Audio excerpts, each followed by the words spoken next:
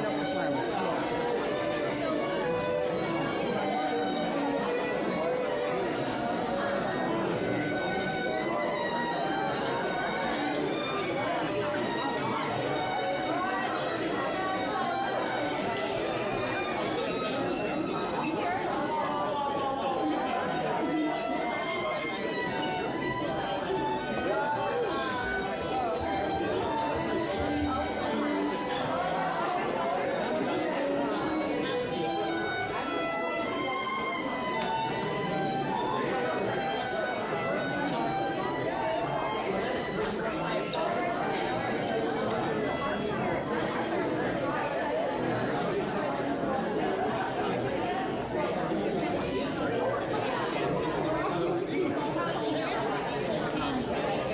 Where's he going to keep them? I was talking about like that. Flying around and moving around.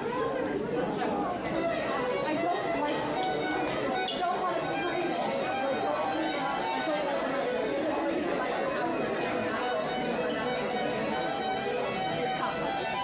I want to see how close that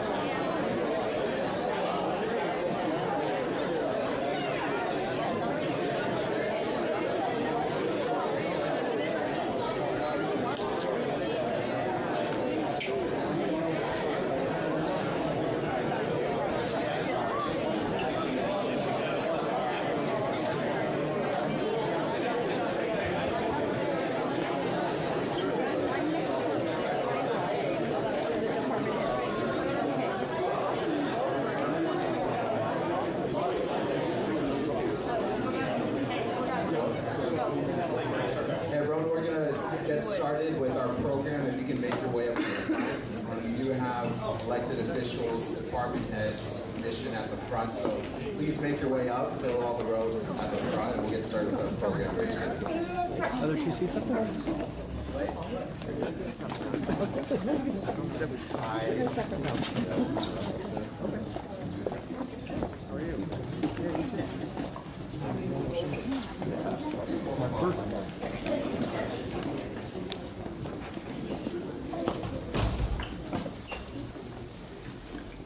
Don't be shy about sitting up near the front. We're all friends here. Let's go ahead and get started with our program. Good evening. Welcome to our 2024 State of the City. I'm Vice Mayor Sergio Lopez, and all of us are delighted to host you here tonight. As we begin our program for tonight, I'd like to thank our violinists from the San Jose Youth Symphony. Let's give them a round of applause.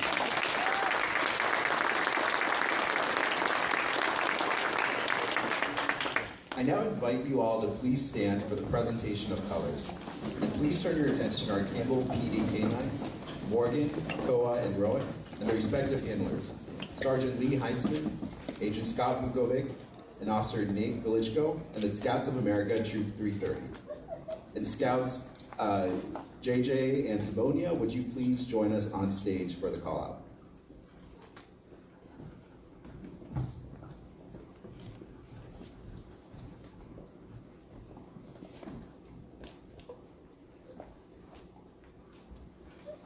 So would you please lead us in the Pledge of Allegiance?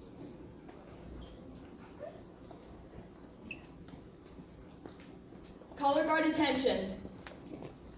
Color guard advance.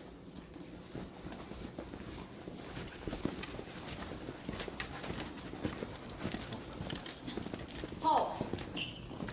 Prepare to post the colors.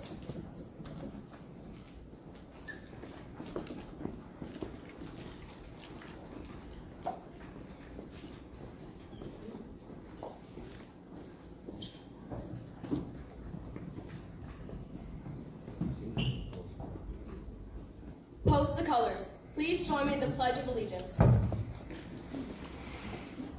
Pledge allegiance to the flag of the United States of America and to the republic for which it stands, one nation, under God, indivisible, with liberty and justice for all. Color guard, on your colors. 2. Color guard about face. Color guard dismissed. Audience at ease. Thank you so much to the members of Scout Troop number 330. Let's give them a round of applause. I'd like to recognize tonight the members of the City Council who are here with us tonight. We have Councilmember Ann Bybee, Councilmember Dan Furtado, and Councilmember Elliot Scazola. I'd also like to acknowledge and read off the following dignitaries who are with us tonight. We have Board President of the Santa Clara County Board of Supervisors, Susan Ellenberg.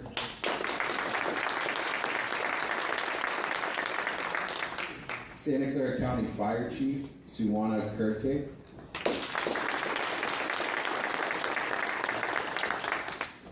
We have Alex Kobayashi from the office of Senator Josh Becker. We have former council member and mayor Paul Resnikoff.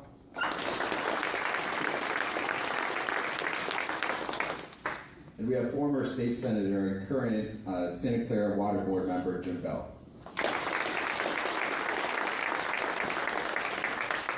Thank you to all of you and to all of our guests for taking the time to be present with us today. Now I'd like to take the time to introduce you to the Chair of the Youth Commission, Sophie Twan, you'll be hearing from shortly, and of course Mayor Susan Landry. Sophie is currently a sophomore at Westmont High School, and she enjoys playing lacrosse. As for Mayor Susan Landry, I'd like to share the following information, and I just want to say on a personal note, I couldn't be happier that my friend Susan leads us all as mayor this year. I've known her for several years. She has a BS in landscape architecture from Cal Poly Pomona in Southern California and graduated in 1983. I'll get more into her background later, but she also owns a small landscape architecture firm, and she's a distinguished member of the state's Landscape Architects Technical Committee regarding licensing. She was first elected to the City Council in 2016 and re-elected in 2020. And she served before as mayor in 2020, leading the city through the COVID pandemic, and she's been serving as mayor again since December of 2023. And I just want to take the time to tell you a story that Susan told me one of the first times that we met. And if you've known Susan for any extended length of time, I'm sure you've heard a version of this story too. It's a story that she's proud of telling. When after graduating from Cal Poly Pomona, she came to visit a friend who at the time was living in Campbell. And she still remembers and recalls vividly how she was coming off of Highway 280, merging onto Highway 17, and she saw that tall stand of redwood trees that lines the freeway, that lines Campbell, welcoming visitors like our now Mayor Landry. And she said to herself, and she still says this over and over, I'm home. This is where I want to live. And that's who she is, someone who has made Campbell her home and given back to her community. After living here for 2 years, she then lived in San Jose and Cupertino. In 2013, she finally was able to move back to Campbell, which she can now call her home, moving in the very same day that Campbell Village was annexed into the city. Now, we have the pleasure of hearing from her tonight, and so it's my honor to introduce to you Youth Commissioner Sylvie Twan and Mayor Susan Landry. Please join me in giving them a welcome.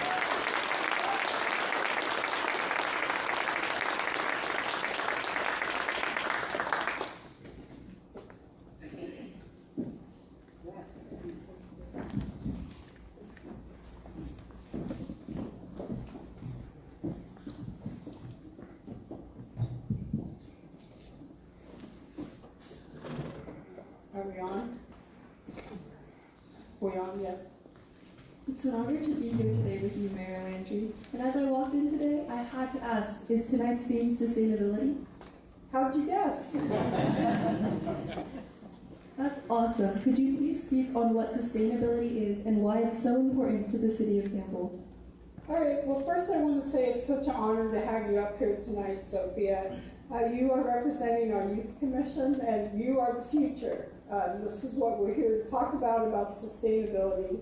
And thank you for providing your questions to me ahead of time, because I have a lot of technical, I got a whole bunch of cards here. You gave me a lot of questions that have a lot of technical information. And if you don't mind, I do have speaker cards here so that I can not forget anything. So yes, so what is sustainability? I'm going to quote this. Sustainability is the social goal for people to coexist on Earth over a long period of time. Sustainability is the ability to maintain and support processes over time, meaning our ability to manage our current resources to meet our current needs without compromising future generations and their needs. Sustainability usually has three dimensions: environmental, economic, and social.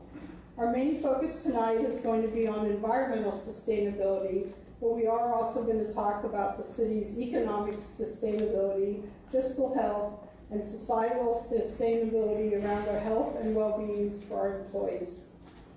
I take sustainability very personal, not only is reflected in my work, but a lot of things that I do. And sustainability seeks to prevent the depletion of natural and physical resources so that they remain available for the long term. It is in meeting the needs of the present without compromising the future. Sustainability is the quality of causing little to no damage to our environment. Our legacy to plan now to provide a healthy community for the generations to come. We wish the future to be a place where there is high quality of life and our city has a healthy environment. I appreciate your care and concern for the next generation. Now, I have a series of questions here that I'd like to ask you relating to the City Council's strategic priorities, the efforts being made towards sustainability, and the physical health of the city. Ready? Yes, definitely. What are the City Council's strategic priorities in fiscal year 2024 to 2025? Okay, so early in the year, the City Council met to determine our strategic priorities. And the strategic priorities help guide the city's staff when they're developing our fiscal year budget and their work plans. Our priorities are also, and strategic plans help guide our council members on the committees that they are on, and we're going to talk a lot about what the committees are. So our long-term priorities are long-term land use planning and housing, Measure O, financial stability, sustainability, community health and safety, and CIP and operations. The CIP is the capital improvement plan. I think those are some great strategic priorities that encompass the needs of the city of Campbell. All right, next question. How are the council members and their committees addressing the priority of sustainability? So as I mentioned, council members are assigned committees at the beginning of the year. And these committees are for us to coordinate with other cities on regional issues that affect locally at the city.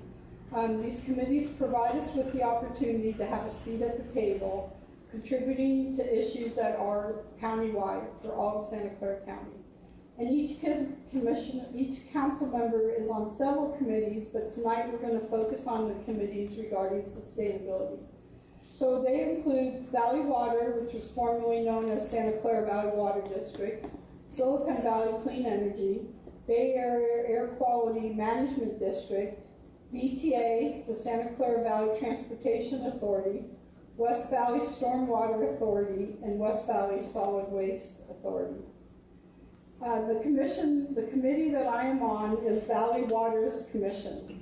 The Valley Water Board appointed this commission to assist in policies and issues pertaining to water supply, flood protection, and environmental stewardship. Valley Water is the purveyor of the water. They bring the water to the county, and then they supply it to San Jose Water and other retailers. Valley Water's mission is to provide Silicon Valley safe, clean water for a healthy life, environment, and economy. In part, their tasks include preservation of our waterways and the associated riparian habitat, water conservation both indoor and outdoors, and planning for our water supply for the future. Valley Water is here tonight with us in the back. They're here to share information about their water conservation programs, including outdoor and indoor water saving devices, and they're also their landscape rebate program, which focuses on the conversion of lawn to create water-wise, drought-tolerant plants. Homeowners can receive $2 a square foot up to $3,000 if they take their lawn out and replace them with drought-tolerant, water-wise plants. So in front of you tonight, I think you guys have noticed, I have brought a bunch of nice native water-wise, drought-tolerant plants and created a little garden for you guys. By using these low water plants, you can do your part and help with water conservation. I have them grouped together. There's native grasses on one side, there's drought-tolerant plants, there's California native plants, and there's low water use plants. And we've crowded them all together in here. These would normally be spaced out. This could probably fill up someone's whole entire front yard. And this is what you can do if you take your lawn out. You can have a garden similar to this. Now I would like to also have my fellow council members share some of their information about the committees that they're on and the efforts their committees do regarding sustainability both locally and regionally. So first we have Vice Mayor Sergio Lopez. He's going to talk about the Bay Area Air Quality Management District and VTA. My name is Sergio Lopez, and I serve as your Vice Mayor for the City of Campbell. I also serve on the board of the Bay Area Air Quality Management District Board of Directors, where we work to keep our air clean and hold polluters accountable. This year, I'm also serving as Vice Chair for VTA, the Valley Transportation Authority, which manages the buses and light rail trains that you see going all around town. That's going to be an essential part of reducing greenhouse gas emissions and making sure we can transition to a clean energy economy that works for all our residents. So I'll keep working every day, including next year when I take over as chair, to make sure that we're meeting the needs of our community and all of Campbell residents. Thank you, Sergio. And next we have our council member, Elliot Scazola, who's going to talk about Silicon Valley Clean Energy. Hi there, I'm Councilmember Elliot Scozola, and I'm here to talk to you about all the sustainability that SVCE, the board I sit on, happens to do for Campbell. In fact, you can look it up yourself. Go to the SVCE website, and you'll see things such as, oh, well, just last year, 530 million pounds of CO2 avoided from receiving a clean power supply. We're 100% clean energy, by the way. I mean, I don't know about sustainable, maybe your income, but look at, wow, 100 million in total on-bill savings for customers since launch in 2017. And let's not forget about the grants that they provided. Sustainability, our wonderful library, our police station, SVCE gave us many, many, many dollars. In fact, I can't remember, I can't work a lot. But look it up. I encourage you guys all, and while you're there, you might as well look up some rebates so that you can get solar power straight to your home, new electric appliances, all kinds of great things. Thanks, guys. Thank you, Elliot. And I would like to bring your attention to, we have a table on this side over here with Silicon Valley Clean Energy. They have information about some of their programs, and they also have some free giveaways. Next we have Dan Furtado, and he's going to talk about West Valley Storm Water Authority and West Valley Solid Waste Authority. I'm Councilmember Dan Furtado, and I serve as a member of the Clean Water Authority Board. And in that capacity, I work with elected representatives of Los Gatos, Saratoga, and Montessorino, as well as the Water Authority staff to prevent debris and pollutants from getting into our creeks and storm drains. Business leaders, especially builders, need to heal their storm drain work sites, and all residents can work to prevent solid waste and liquid waste from getting into our storm drains and creeks. Preventing plastic bags from getting in our waterways, promoting trash cleanups, especially near creeks and other waterways, and also an example of our Hacienda Avenue Street Improvement Project are all ways in which we can protect aquatic biosystems as well as enhance biodiversity and support fishing and recreation. I also serve on the Solid Waste Board, and the Solid Waste Board also has a number of standards to prevent pollutants and other debris from getting into our waterways. Thank you, Dan. I would like you guys to give a round of applause to our council.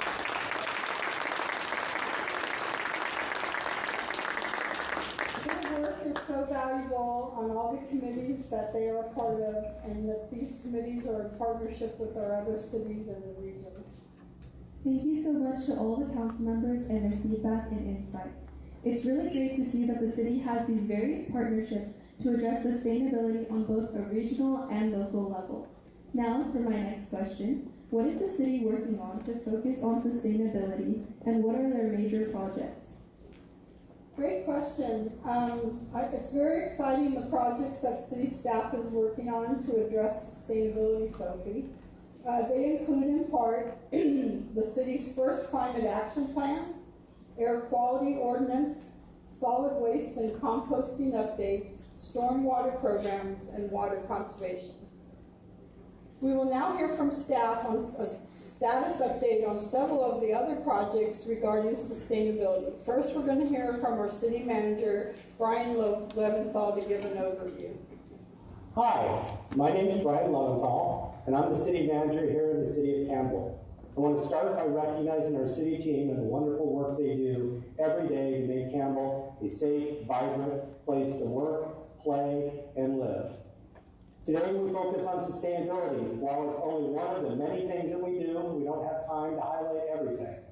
So with that, I'd like to introduce Tiffany Hudson and Perry Newby, our two environmental specialists that work in the areas of Climate Action Plan, Clean Water Program, Solid Waste and Recycling, and Air Quality. Thank you, Brian. And now we will hear from our environmental program specialist, Tiffany Hudson. Hi, I'm Tiffany Hudson, an environmental program specialist at the City of Campbell. Earlier this year, we began working on the city's first Climate Action and Adaptation Plan. Climate action refers to mitigating greenhouse gas emissions, while adaptation refers to building resiliency to the impacts of climate change, like hotter temperatures, longer droughts, and more severe storms. This is an 18-month planning process with several phases. The first phase is to understand our baseline conditions, measuring emissions from buildings, transportation, water, wastewater, and solid waste. We've also completed a vulnerability assessment to understand which communities and what infrastructure in the city of Campbell is most vulnerable to climate change. The next phase is to set the vision and determine our priorities, and from there, we'll develop strategies. And finally, we'll develop the list of actions and policies we will need to reach the state's goal of carbon neutrality by 2045. While the CAP won't be completed until this time next year, the city is already doing a lot to protect the environment. Along with our stormwater runoff programs and waste diversion programs, we recently passed an air quality ordinance that requires all new buildings to use zero NOx appliances. To learn more about these efforts, you can visit campbellca.gov/climate-action. Thank you, Tiffany. And last night, she came before the City Council and presented the greenhouse gas emissions inventory results to the City Council. Next, we have our environmental program specialist, Perry Newby. Hi, I'm Perry Newby. I am the Public Works Environmental Program Specialist, and I'm excited to address some of the Public Works Environmental Program updates that we've recently implemented. For our solid waste program, we've introduced a new waste stream collection. You may have seen the organics collection, and that's for all of our businesses and properties, as well as large events. Additionally, we've updated our construction and demolition program, which further enhances our recycling and salvaging within construction that's occurring inside Campbell. And both of these updates help the city not only reduce greenhouse gas emissions, but it also helps us achieve state compliance with new legislation that has passed. For the realm of stormwater, we're installing full trash capture devices to comply with the state's 100% trash load reduction requirements. And just as a side note, please feel free to call our Clean Water Authority for any spills or report any leaks that you may see out in public.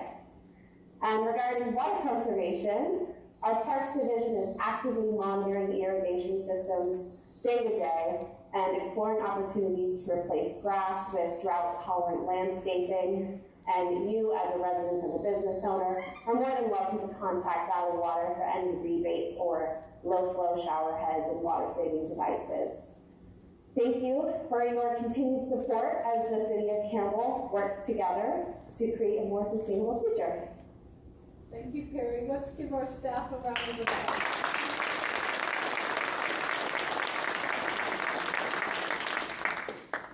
It's exciting to hear all about the work the city is doing to address sustainability and the various programs that the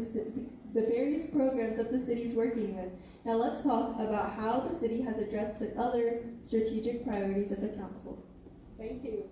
So as I mentioned earlier, our other priorities are long-term land use planning and housing, Measure O, financial stability, community health and safety, and CIP operations. And the CIP is our capital improvement plan, which is our projects that we're going to be building in the year. So I'm going to start with regarding our long-term land use planning and housing. Our Community Development Director, Rob Eastwood, and his team prepared the city's economic development plan. This lays a foundation for sustaining a dynamic business environment, attracting new businesses, bringing in workforce talents and visitors to Campbell. Last year, the staff prepared our housing element, and I want to do a little bragging on their part. Campbell was the first city to receive state approval for their housing element in Santa Clara County, and we were the 14th in the entire state.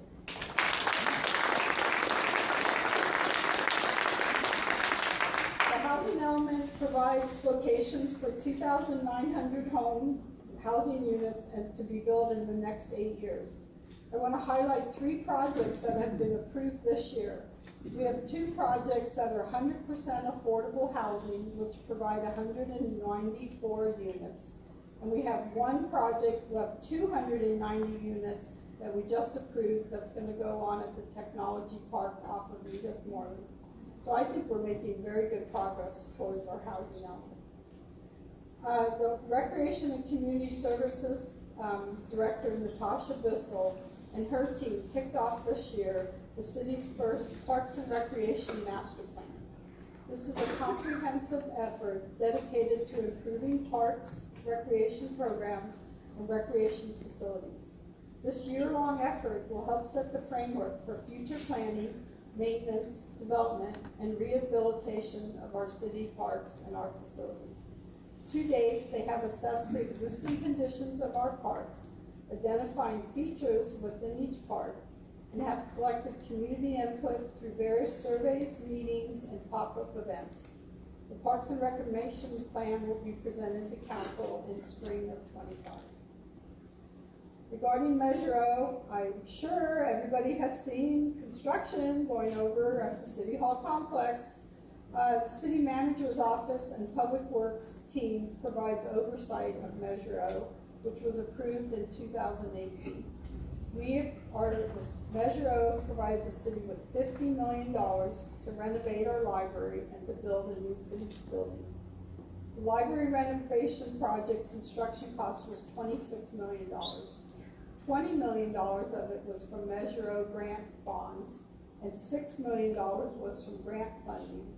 The construction started in November of ·23 and should be completed by September of '25.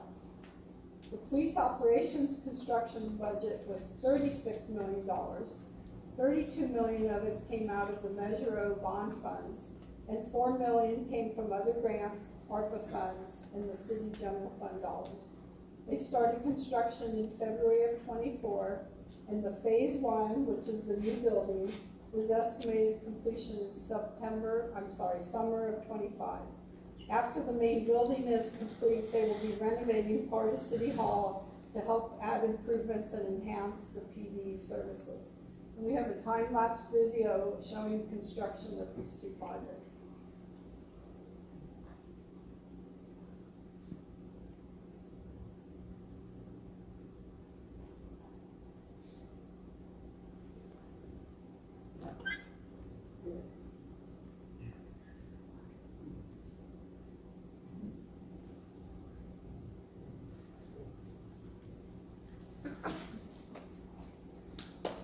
So next I'd like to talk about community health and safety. A pillar of the sustainability is around social. This includes the health and well-being of our employees. I would like to highlight one program regarding mental health within our police department. So let me read from what Gary Bird, our police chief, has summarized as the program. I gotta read this. PD embraces a holistic focus on employee wellness. The police department onboarded a mental health clinician in 2022 as an integral wellness resource program. The mental health clinician has provided immeasurable value to our department through one-on-one support, employee resourcing, and mental health and wellness education. Embedding this resource into the day-to-day operations of the police department has helped to create an environment where receiving mental health support and education has been normalized. It's also regarding their health, and it creates relationships necessary for growth and healing. This is yet another example of how our police department is taking innovative approaches to supporting their employees so that we can continue to provide the highest quality of service to our community. Another program we've been working on is regarding our commitment to the community for public information requests. Our city clerk, Andrea Sanders, and her team worked in partnership with the police department, implementing a valuable tool for people to access public information. Another strategic priority is financial stability. There are several things that we are doing. These include the city manager, Brian Leventhal, and his team worked at the state and federal level and secured additional funding for projects such as City Hall ADA improvements, Hamilton Avenue rehabilitation, and the Community Center's Accessibility Enhancement Project. Our city attorney, Bill Solomon, and his team provide oversight to our below market rate housing program. They were able to settle a case that a person had breached the agreement of the below market rate housing, and the result was a $400,000 payment to the city's housing fund that we can now use for affordable housing. Our finance director, Will Fuentes, and his team selected and onboarded an external investment advisor to manage our city's approximate $100 million investment portfolio. And I would like to give kudos to the finance department. They received the Distinguished Budget Award from the Government Finance Officers Association for the 31st consecutive year.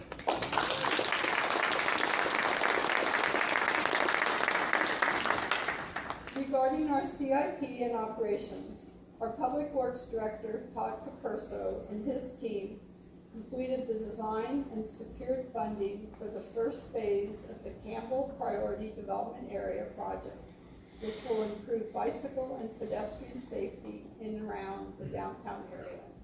They also completed the repaving and reconstruction of Camden Avenue, Winchester Boulevard, and Dell Avenue. They are currently working on other programs like Safe Routes to School, a multimodal plan, and neighborhood traffic calming. One of their other projects was a conversion of the city's non-functional lawn areas to help save water. If you walked in the door and you look outside, there's a new landscape example right outside our door. We received $50,000 from Valley Water for this conversion project, and Public Works staff designed and installed all of the landscaping. So I want to give a thank you to all of staff for all of their hard work that they're doing to keep our city moving forward.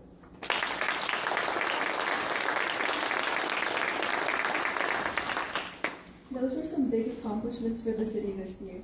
Thank you so much for providing us with an update. Now on to my last question. What is the fiscal health of the city in fiscal year 2024 to 2025? So this is the last pillar of sustainability, is the city's fiscal health, and it refers to our ability to fund our operations over the long term and the future horizons. The budget process in 2025 links city resources to our strategic priorities that the City Council and our community have developed. In terms of fiscal health for the city, I want to point out that despite inflationary challenges, the economy as a whole has recovered fairly well since the pandemic. However, due to these inflationary pressures, which are largely outside of the city's control, we saw a loss of a few large sales tax generators in the city and an increase in several other significant costs. We were facing a structural budget deficit. The city budget was $101.1 million, but the city's revenue projections for the city only totaled $96.1 million. That was a result of a $5 million deficit. The city prepared a short-term budget correction strategy to bridge the budget gap that included the use of City CalPERS pension reserve, the use of our remaining ARPA funds, and a temporary hiring freeze. During the budget process, the city surveyed the community to learn about community priorities. After receiving community feedback, the City Council voted unanimously to place Measure K on the November ballot for voter consideration. And our city manager, Brian Leventhal, will speak to the measure. Hello everyone, City Manager Brian Leventhal here again. Measure K is a local funding community service measure that will appear on the November ballot. It will establish a reliable funding source to maintain police, fire protection, local streets, sidewalks, libraries, parks, and sports and recreation centers. For more information on Measure K, please visit our website at campbellca.gov/Measure K. Wow, it's really great to hear about all the exciting work that the city's doing to address the strategic priorities of the council, especially while focusing on sustainability. I can see that the city's doing a lot to address the needs of the community, and I applaud it for its cohesive and teamwork-driven approach. I appreciate the fiscal health update and the important information about the ballot measures as well. Those were all the questions I had for you today. Thank you for your responses, your time, and your tonight. Thank you.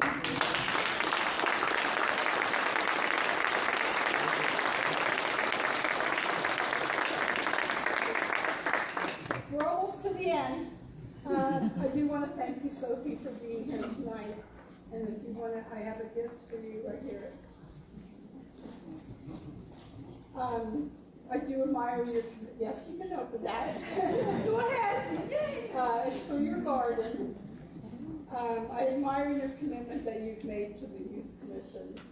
Our efforts that we're doing as the city today are to create a better future for you and the future generations. Thank you very much.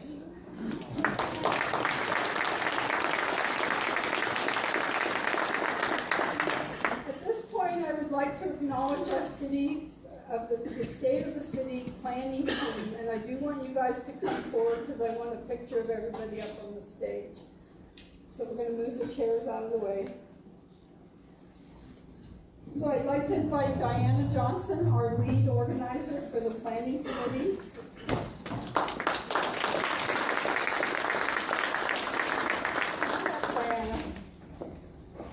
Angelique Gaeta, but I don't know that she's here. Come up on the stage. I'm going to move these out of the way. Sorry.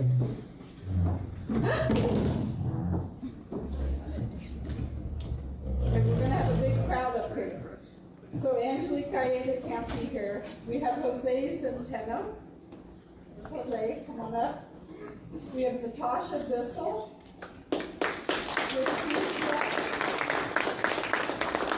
Leticia Morin-Esco, Lauren Newman, Bob Staginski, if he's here, Rick Cassetti, Chuck Porter, Kurt Brown, Juan Tornino, and of course our Youth Commission.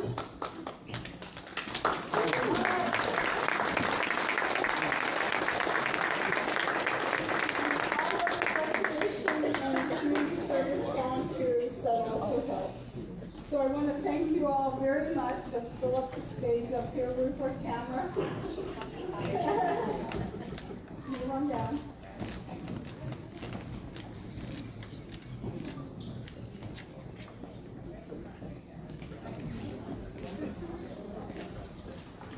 So please give a large round of applause for our planning committee.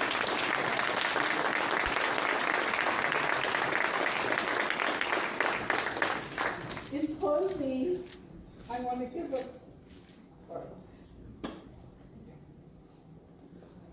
I want to thank someone very special that helps with the council every day, Diana Johnson. Please come forward.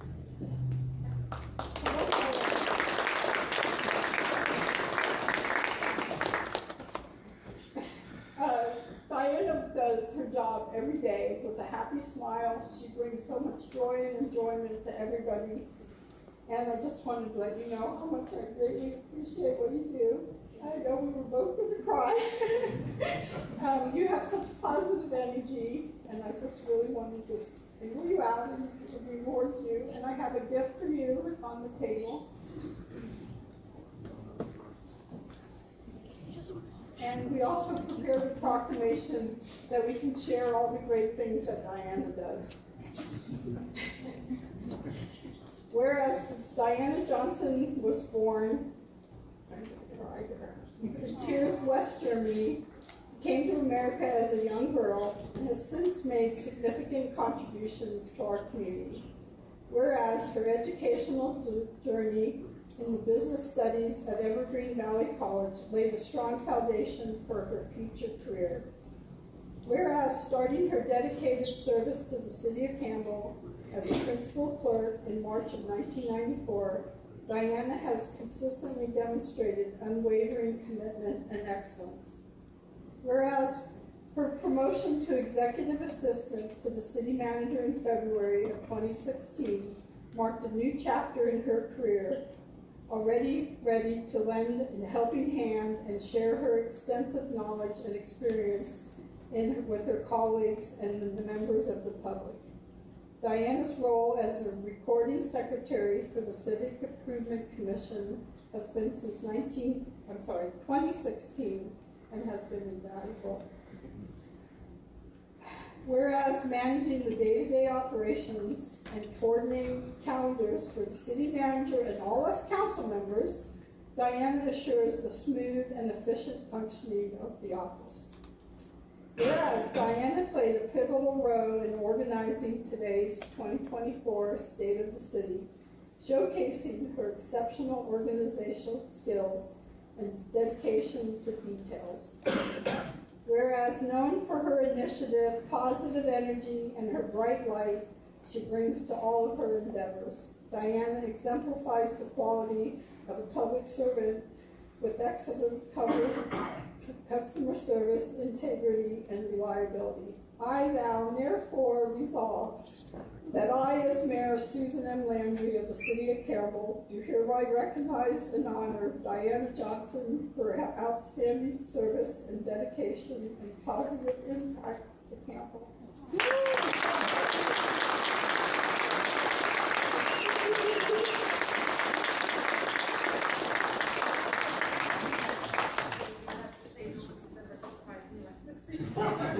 Usually I figure it out. I appreciate that. Thank you so much. I did not expect this.